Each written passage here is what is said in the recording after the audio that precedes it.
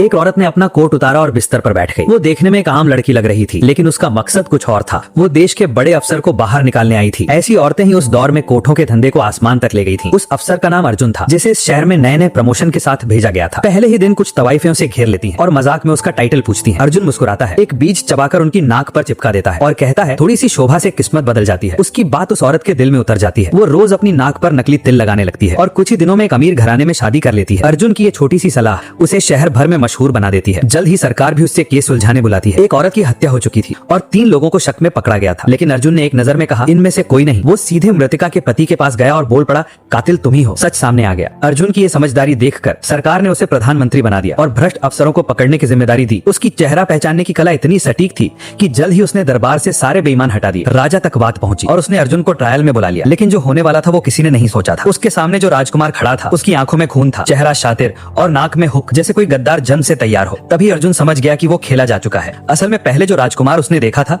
वो नकली था। सच्चा राजा तो मर चुका था और सत्ता की बागडोर अब गलत हाथों में थी। कुछ वक्त पहले मरते हुए राजा ने अर्जुन को गुप्त आदेश दिया था, दरबार के भ्रष्ट लोगों पर नजर रखो। कई दिन उसने निगरानी की, लेकिन किसी में बगावत के लक्षण नहीं दिखे। बस राजा का भाई था जो सेना का मालिक था, लेकिन उसमें न घमंड था न लालच। वो मौत से डरता था, सत्ता से नहीं। अर्जुन ने रिपोर्ट दी कि दरबार में कोई बागी नहीं है, पर राजा फिर भी डरता रहा। मेरे मरने के बाद ये छोटा युवराज कैसे राज संभालेगा? आखिरी वक्त में उसने बुजुर्ग मंत्री से कहा, मेरे बेटे का साथ देना। लेकिन जब वही बुजुर्ग मंत्री अर्जुन से मिला तो उसने हैरानी से कहा, राजकुमार की आंखों में अजीब सी चमक है, कुछ तो गड़बड़ है। उसी वक्त अर्जुन को एहसास हुआ कि जो चेहरा उसने पहले देखा था वो असली नहीं था, वो तो किसी ने बेहद चालाकी से बनाया था। राजनीति की साजिश में अर्जुन और बुजुर्ग दोनों ने मिलकर नए राजा को समझाने की कोशिश की, पर वो नादान था और जिन लोगों से उसका कोई खून का रिश्ता नहीं था उन्हीं पर ज्यादा भरोसा कर बैठा। अब साजिश पूरी तरह परवान चढ़ चुकी थी। राजकुमार के चेहरे को बदला गया। डॉक्टर के रूप में एक व्यक्ति ने जान पर खेलकर उसका चेहरा 3 तिलों से सजा दिया। सुइयों और चाकू से उसका चेहरा फिर से सिया गया ताकि कोई पहचान न पाए। वो औरत जो ये सब कर रही थी डर के मारे कांप रही थी। अगर गलती हुई तो पूरी फैमिली मारी जाती। जब राजकुमार ने आंखें खोली, उसके माथे पर 3 लाल निशान थे, वही चिन्ह जो पुराने ग्रंथों में गद्दारी के प्रतीक माने जाते हैं। दरबार में जब वो सम्राट से मिलने पहुंचा, सूरज की किरणें उसके माथे पर पड़ी और वो 3 तिल चमक उठे। सम्राट का चेहरा उतर गया। उसे याद आया, 3 तिल वाला पुत्र हमेशा बगावत करेगा। डरते हुए उसने अपने दरबारी और जादूगर को बुलाया